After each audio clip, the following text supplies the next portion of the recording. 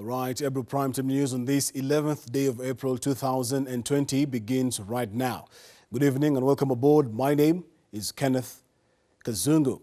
The government is warning that the number of COVID-19 cases in Kenya is likely to rise by the end of this month as it embarks on a mass testing for all Kenyans. The government, however, says it is ready for any eventuality, complete with well-stocked county facilities. Globally, we have been losing at least 1,000 persons daily. These are no mean figures.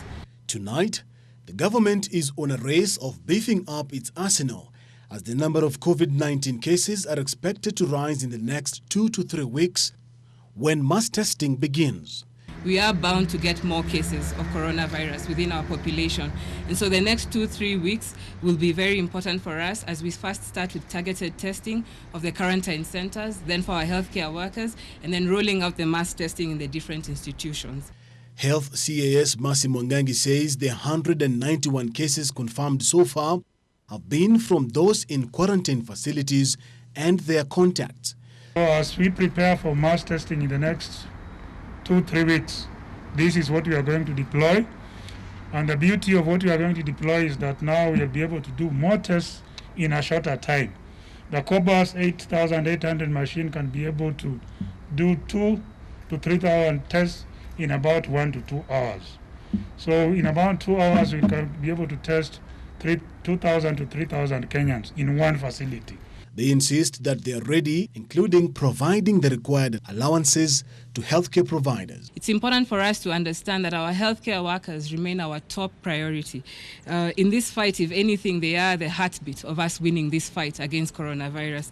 So there are different organizations and government agencies who are reviewing that package of healthcare workers to determine its suitability in enabling them to be able to muster up enough courage and energy to be able to fight this battle. The ministry has acknowledged that so far everything is according to its projection and is urging Kenyans to maintain personal hygiene, practice social distancing, and stay at home if possible. To relent even just a little in complying with government directives that have been so far been issued is to invite mass deaths. The 2 new cases confirmed in the last 24 hours, bringing the harsh reality to the fore as the 2 new cases had no travel history. One of these cases is a Kenyan and the other is a foreign national. None of them has a recent history of travel. The 2 cases were picked by our surveillance teams, and one of these cases is aged 2 years old and the other is 32 years old. The ministry also reported that 2 more patients had been discharged from hospital, raising Kenya's total number of recoveries to 24. The death toll currently stands at 7, meaning Kenya has 160 active cases of COVID-19. The Chinese police, they won't allow us to rest. They chase us away from our house.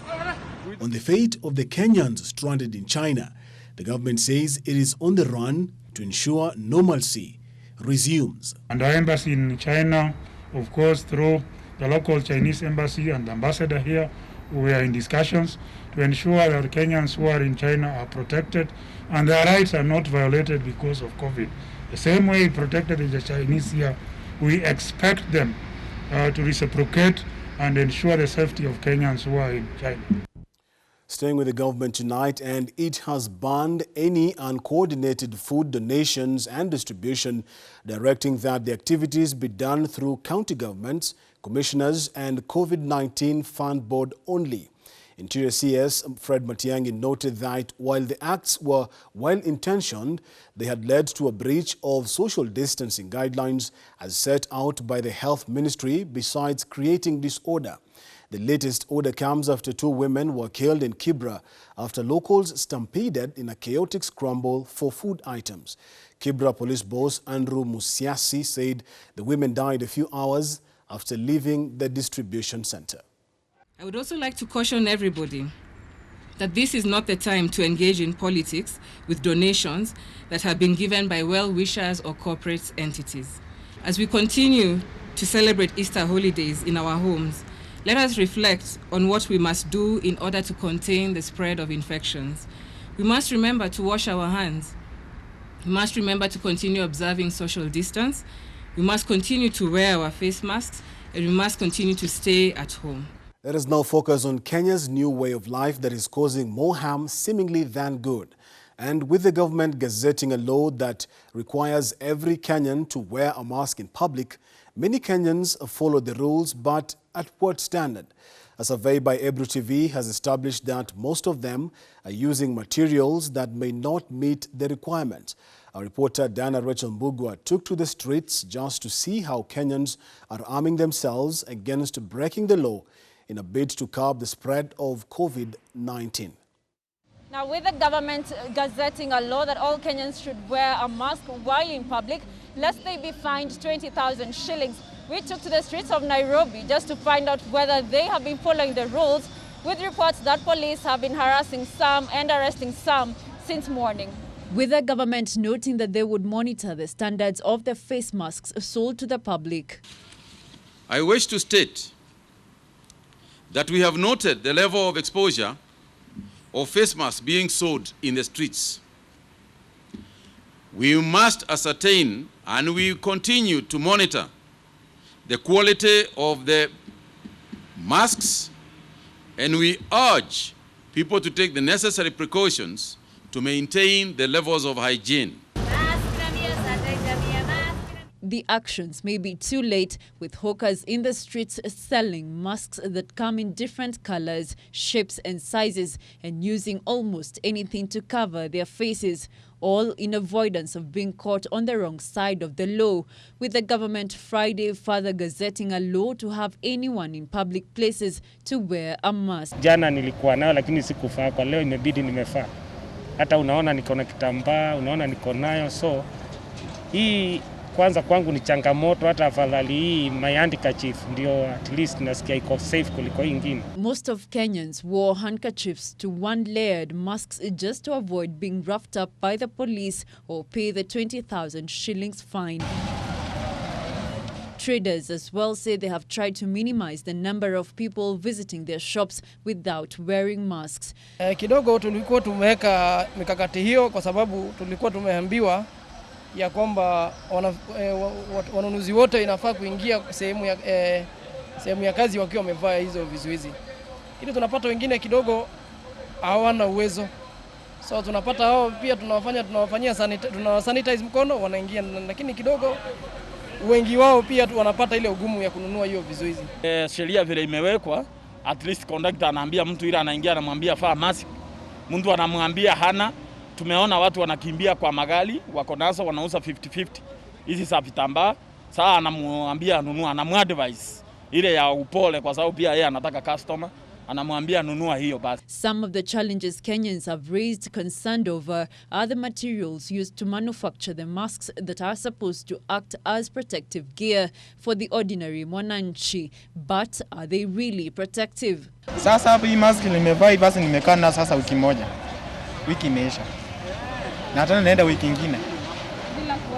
Bila kuosha. Sasa nataka tena niende nioshe. Most of the Kenyans we spoke to said they cannot afford to buy a mask a day in a bid to maintain the hygiene required. Kupumua, ukiweka sana nasikia kupumua ni shida. Sasa tumeshinda takuwa tunatumia 50 babu kila wakati ama nini. Juu ukipiga hesabu ya 50 babu leo kesho mpaka Friday, hiyo ni 250. Kama wezi buy handkerchief mbao. Kama wezi buy handkerchief mbao. Sasa mask unabuy nini? After wearing the masks for several days, some of the masks we spotted could be a harbor for more germs, and if anyone had the virus, they would do more harm than good. Due to the unaffordability of the face masks, most Kenyans would prefer if the government would avail the masks for everyone with such a directive as the one gazetted that everyone should wear a mask. Now, with different Kenyans expressing the different struggles they have had to go through since the requirement to have them wear masks in public, many questions remain unanswered, from the hygiene of the masks to whether the masks meet the standards that are required by the Ministry of Health, among many other questions, in a bid to curb the spread of COVID-19 here in the country. Rachel Mbugua, Ebru TV. The big question remaining, are the masks doing more harm than good? Diana Rachel Mbugua, thank you for that. But to another story now, and the country's total number of confirmed coronavirus cases is 191, with the death toll standing at 7 as of this evening. But as the majority of the 47 million Kenyans feel the pressure on their economic, social lives, a smaller number of those they trust as their leaders feel a different kind of pressure. Eric Munene tells us what. While a majority of Kenyans under a partial lockdown are worried sick of the deadly coronavirus or where they are going to get their next meal, politicians are worried sick, wondering if the people who are worried sick of coronavirus still support them. The once popular Jubilee Party now on its deathbed, as the factions that had formed before the coronavirus pandemic seriously pulling apart.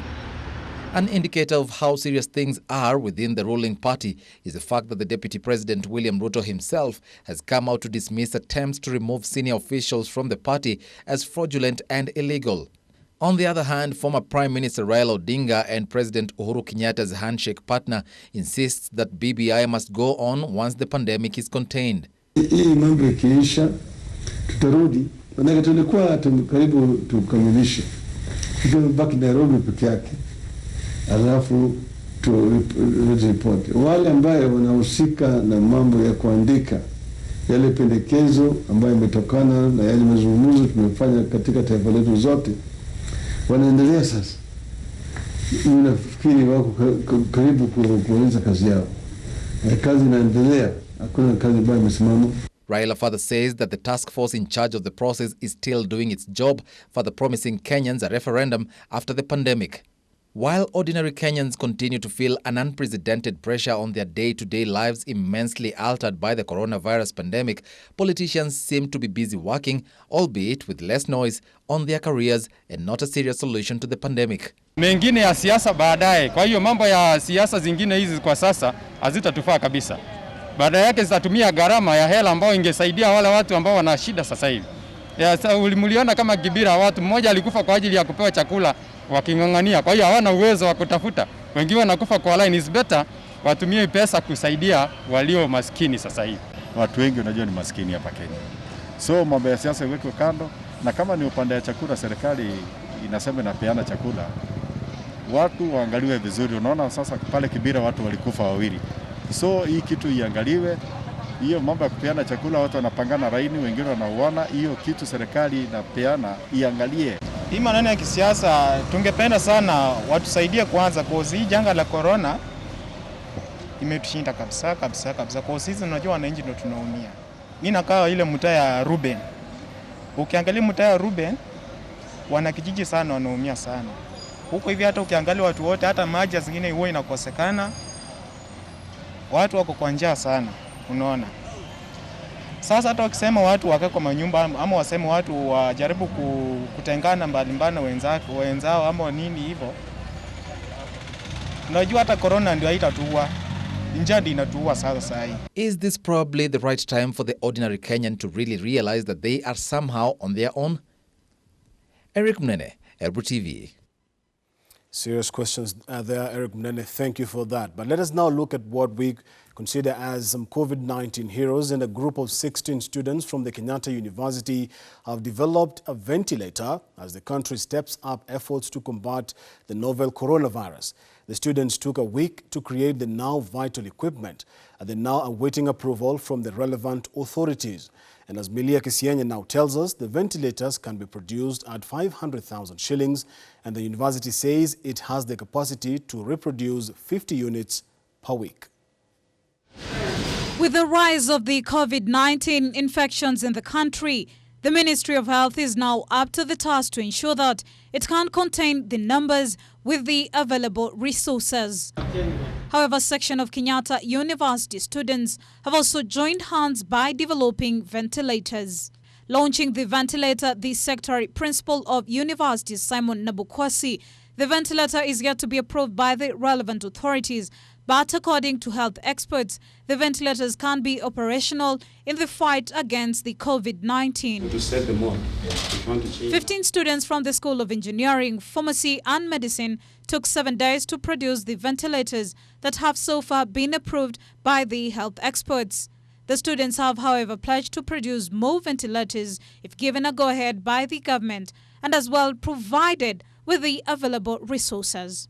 It took them 7 days to get here, so if we give them another 3 days or so, you can probably perfect some of the hitches and then start the application process.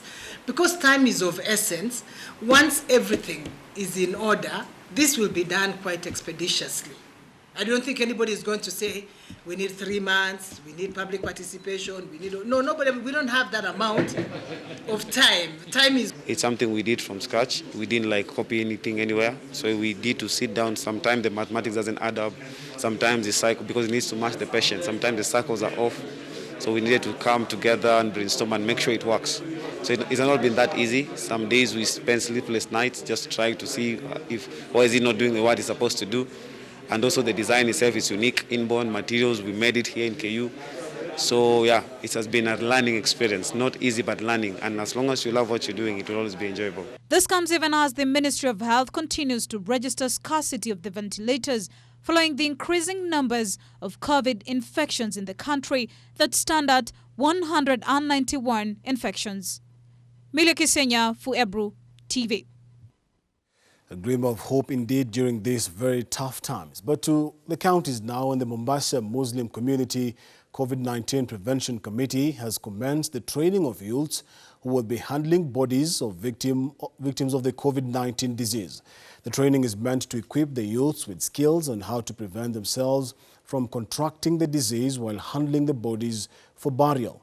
Rajab Ramadan, who is the chairman of the committee, says that after consultations with the Ministry of Health, they will be given new measures on how to handle dead bodies during this time of COVID-19.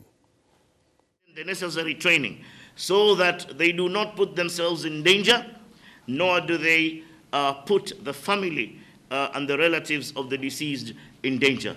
And the Ministry of Health has reached a point whereby they have told us, according to the guidelines that are now being followed and practiced, they have stipulated that we can't wash our dead, neither can we even perform the tayammum, which is the substitute of using water. And tayammum, which is the substitute, and that is the wiping our dead with the soil in absence of water, we also cannot do this because it means we have to come into contact with the body. In that our religion allows us that if there are certain rights and obligatory objectives that we cannot follow because of imminent danger, then we are allowed in religion to not follow. All right, to the real rumble in the Jubilee jungle now, and Deputy President William Ruto is accusing a section of individuals within the Jubilee party of scheming a plot to remove senior officials from the party. Now this is the latest of the troubles bedeviling the ruling party. We are sure that Kenya is in good, safe hands. From a major show of power like this to a silent tweet in the middle of a pandemic is what describes what the ruling Jubilee party has morphed into just before the next general elections. The party, which was already struggling to hold together as the country heads to the 2022 general polls, now lying on a deathbed with hopes to resuscitate it fading as each day passes by. The situation so serious that it is the deputy party leader himself who has now turned to the registrar of political parties to notify her that the intended plans to change the party's national management committees are illegal. Politicians allied to Deputy President William Ruto, led by House Majority Leaders Kipchumba Murkomen of the Senate and his National Assembly counterpart Aden Duale, have also opposed the move. Murkomen now says that the new officials are not members of the party's National Executive Council and therefore do not qualify for appointment under the Jubilee Party's constitution. The term of the party interim officials was set to end in March this year, and plans for elections were put on hold due to the coronavirus pandemic. Duale has also objected to the new appointment, saying that he was not privy to the plans, having not been consulted by President Uhuru Kenyatta or his deputy on the same. A similar letter was written by Jubilee National Treasurer Alfred Mutai, who says that the National Executive Committee that could have sanctioned the changes has not met for the past 3 years. There are claims that there are at least 150 legislators allied to Deputy President William Ruto who have written protest letters to the registrar. Our requests for more information from the top Jubilee leadership did not bear much. Another news now, on Bishop Martin Kivuva Musonde of the Catholic Archdiocese of Mombasa wants health workers equipped with personal protective equipment, or the PPEs, as they attend to patients who have contracted the coronavirus disease. Now, speaking when he delivered a virtual Easter sermon, Bishop Kivuva said the government should ensure that it keenly listens to the cries of health workers, especially in counties that have indicated that they do not have the requisite protective gear.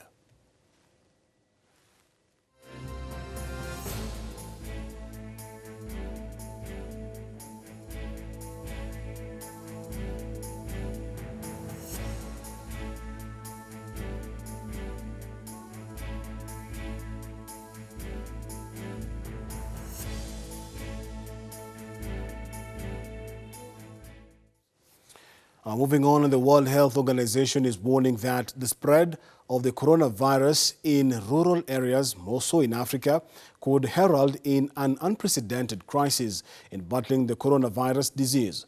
WHO Director General Dr. Tedros Ghebreyesus also says that the lifting of restrictions in containment areas could see the reemergence of the disease in areas where it has already been contained. The WHO has been at the forefront of battling the coronavirus, which it declared a global health pandemic almost a month ago. The United Nations Health Agency is warning that the disease has now started spreading to the rural areas, and this could signify a new dawn in handling the crisis, particularly in Africa, where the health infrastructure is weak compared to urban areas. This means countries need to localize the response by urgently strengthening the existing public health and primary healthcare infrastructure in countries. WHO Director Tedros Adhanom Ghebreyesus also warned against lifting restrictions, saying that there was a likelihood that the disease could lead to resurgence. He said that there were factors to consider before lifting restrictions. First, the transmission is controlled. Second, that sufficient public health and medical services are available. Third, that outbreak risks in special settings like long-term care facilities are minimized. Fourth, that preventive measures are in place in workplaces, schools, and other places whether it's essential for people to go. Fifth, that importation risks can be managed. And sixth, and I cannot overemphasize this point, that communities are fully aware and engaged in the transition. Dr. Ghebreyesus also expressed fears over the number of medical staff that were being infected by the virus. In some countries, there are reports of up to 10% of health workers being infected. This is an alarming trend. When health workers are at risk, we're all at risk. Most of the health workers are being affected for lack of protective equipment or outside the medical facilities. Within health facilities, common problems are the late recognition of COVID-19, or lack of training or inexperience in dealing with respiratory pathogens. Many health workers are also being exposed to large numbers of patients in long shifts with inadequate rest periods. He said that the WHO was working to expedite the procurement and distribution of equipment to countries that needed them most. WHO has launched 3 tools to help managers and planners calculate the health workers, supplies, and equipment that will be needed for the increase in COVID-19 patients. The number of infected people has reached over 1.5 million people worldwide. Kenya has now confirmed about 200 people with 7 deaths.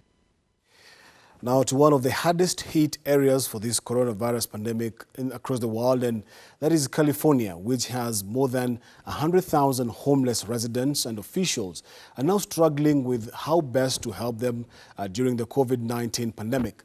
But they face a dilemma. Where should these homeless people go? Cram people into shelters and risk more infections, or move them into hotels and trailers? And then, do you like black or camel? I got 2 masks for everybody. Black. Andrea Henson is handing out masks this morning to homeless people who live along the freeway in Berkeley, California. A homeless activist and civil rights lawyer, Henson also gives out food, vests, and tents, and cleans up camps. It doesn't make sense for us to be giving them all these things to stay safe and clean when they live in squalor. California, one of the richest economies in the world, has the greatest number of people in the U.S. who live outdoors. And now it has COVID-19, which threatens to hit the most vulnerable the hardest. Some cities and counties here have placed sick homeless people and those exposed to the virus in hotel rooms. They have rented trailers and opened up convention centers for beds. But many are still outside. This is a different approach than the hotels, helping realistic risk mitigation in this environment where you could stay in have a new tent, stay in your area, self-isolate, get supplies, because it's really hard to get into these hotels, you know. Joe Pendleton lives in his van with his dog Grizz. I think it's definitely a lot safer to isolate in my van than in a big public space with shared air systems.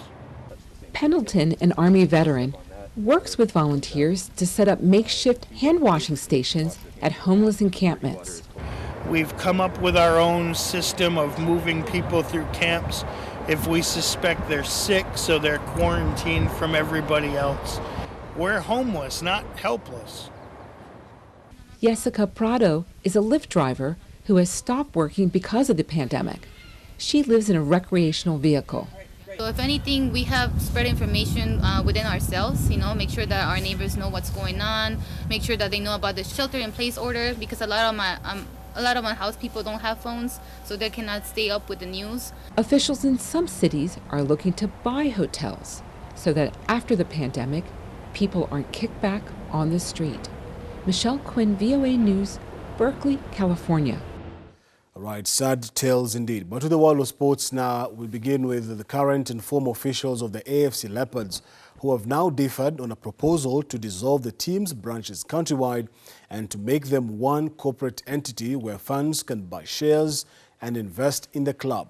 Former club officials insist that the club stands a better chance of attracting investors and sponsors when the branches are turned into one corporate entity, while the current leadership remains adamant that the branches have continued to play an important role in helping to pay the players' dues following the exit of a major sponsor in August of 2019.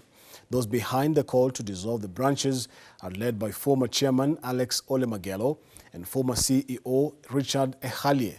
Current club chairman Dan Shikanda says the proposal is part of a scheme by the former officials to rise to leadership through the back door.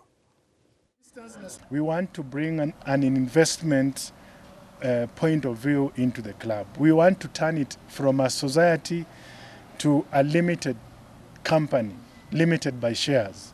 We want to bring the culture of members and fans investing into AFC Leopards, and we have come up with a program called Block Share Program, where we want all the branches of AFC Leopards to turn into corporate entities and buy rights into the club to invest into the club. With this kind of program, we can be able to raise 30 million shillings, give the club, and then we utilize those rights so that the club will perform well without even a sponsor. We want to turn AFC from a loss-making society into a profit-making corporate entity limited by shares, where we give members and fans an opportunity to invest into. Right, further afield, and Liverpool legend Sir Kenneth has tested positive for coronavirus and is already in hospital. Dalglish was this week admitted to hospital for treatment of an infection which required intravenous antibiotics. The 69-year-old former Celtic and Scotland forward was routinely tested for coronavirus after being admitted. Dalglish won the Scottish League title 4 times at Celtic before moving to Liverpool in 1977. At Liverpool, his honours included 8 league championships as a player and manager and 3 European Cups. And that is Ebru Primetime News on this 11th day of April 2020. On behalf of the super amazing team that has helped put this bulletin together, thank you so much, Kenneth, for watching. My name is Kenneth Kazungu. See you soon. Keep safe and God bless.